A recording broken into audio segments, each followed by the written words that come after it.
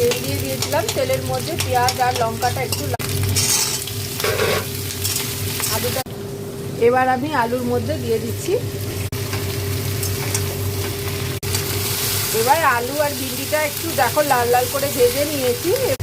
দেখো মশলাটা বেশ কিছুক্ষণ ধরে আমি তো দেখো তরকারি একদম রেডি হয়েছে। ভাত আর এইদিকে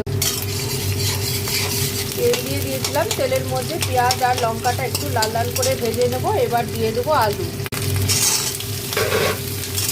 আলুটাকে একটু ভেজে এরপরে আমি এর মধ্যে ভিন্ডিটাকেও দিয়ে দেবো। ভিন্ডি আর আলুটা দিয়ে একসঙ্গে আমি ভাজবো, তাতে ভিন্ডিটাও লাল লাল হয়ে যাবে আর আলুটাও লাল হয়ে যাবে। এরপরে আমি দেবো এর মধ্যে একটু মশলা। এবার আমি আলুর মধ্যে দিয়ে দিচ্ছি ভিন্ডিগুলো।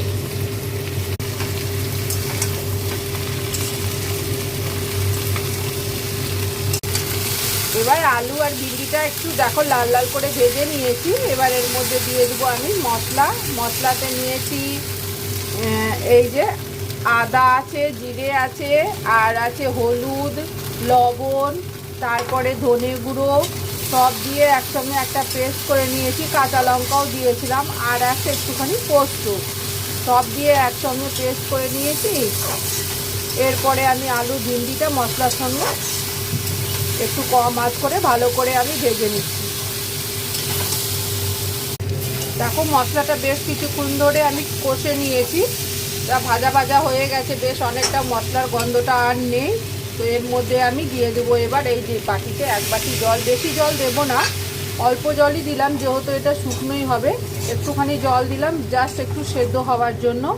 আর সেদ্ধ হয়ে গেলে আবারও একটু কষা কষা করে ভেজে নেব লাল লাল করে, বেশ ঝরঝরা হবে।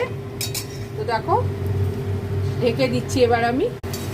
তো দেখো তরকারি একদম রেডি হয়ে গেছে। এরকম শুকনো শুকনো করবো বলে আমি অল্প জল দিয়েছিলাম। তো দেখো কি সুন্দর হয়েছে। এবার আমি গ্যাসটা বন্ধ করে দেব। দেখো কি সুন্দর হয়েছে তরকারি।